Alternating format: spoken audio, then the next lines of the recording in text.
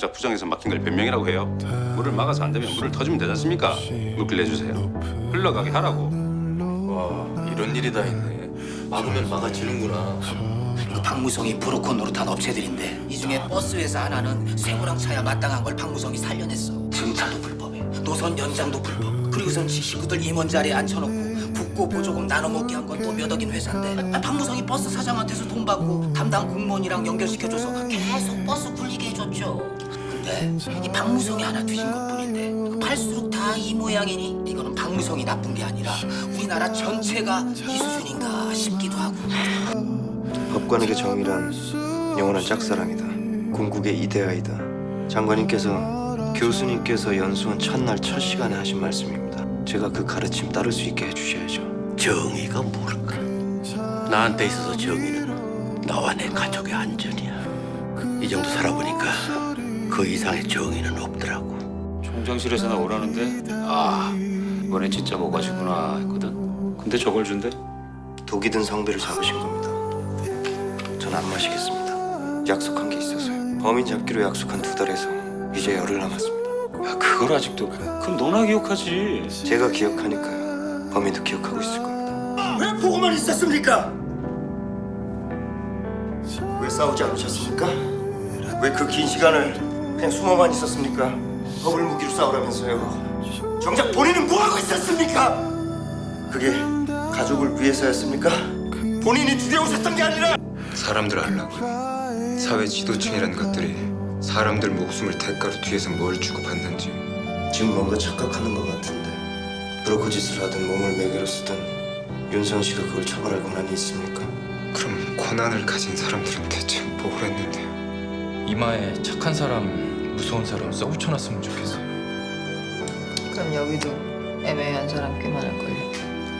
사람들 다 거기서 거기에요. 네? 그거 막 죽일 새끼도 아니고 천사도 아니고 그냥 흐르는 대로 사는 거지.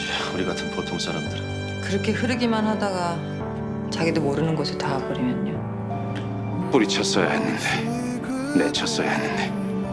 후회돼. 그 딱 한 가지가. 단 한 번의 판단 자국. 너라면 후회할 일을 만들었을까? 너는 할 수 있어. 너라면 흔들리지 않고 굽히지 않고 끝까지 몰아칠 거야. 과연 누가 이 짐을 떠맡아 줄 것인가 아주 오랫동안 고민했어. 황시목 검사, 너밖에 답이 없었다.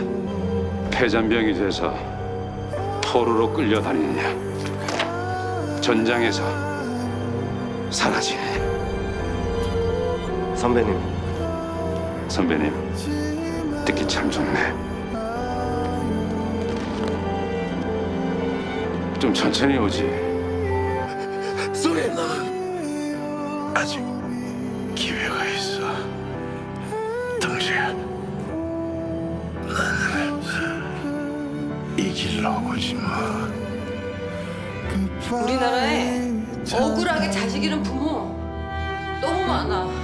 그 사람들이 다 칼부리 많아? 당신은 그 사람들도 같이 찌른 거야.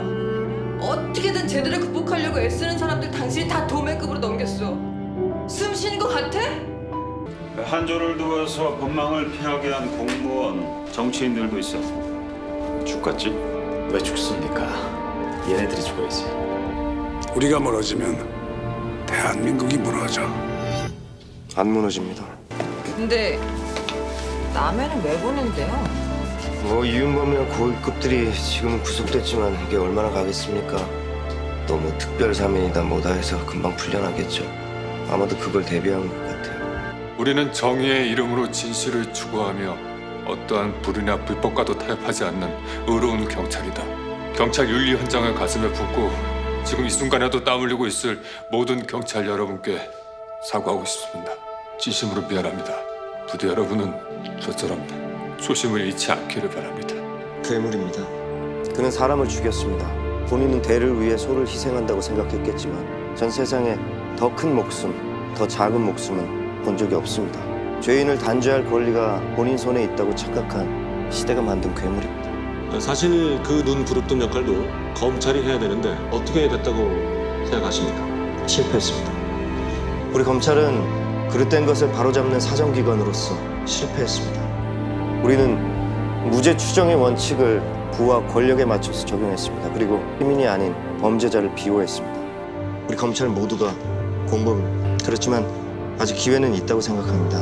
법 집행관에게 가장 강력한 무기는 헌법이다. 이렇게 말씀하신 분이 있습니다. 헌법이 있는 한 우리 싸울 수 있습니다. 우리 검찰 더 이상 부정한 권력에 휘둘리지 않고 다시 한번 싸우겠습니다. 기소권을 더 적확한 곳에만 쓰겠습니다. 검찰의 진정한 임명권자는 국민이라는 사실 명심하고 헌신하겠습니다. 책임지겠습니다. 더욱 공정할 것이며 더욱 정직할 것입니다. 더 이상 우리 안에서 이런 괴물이 나오지 않도록 우리 검찰 최선을 다하겠습니다. 대한민국이 무너지고 있다. 지금 현실은 대다수의 보통 사람은 그래도 안전할 거란 심리적 마지노선마저 붕괴된 후다.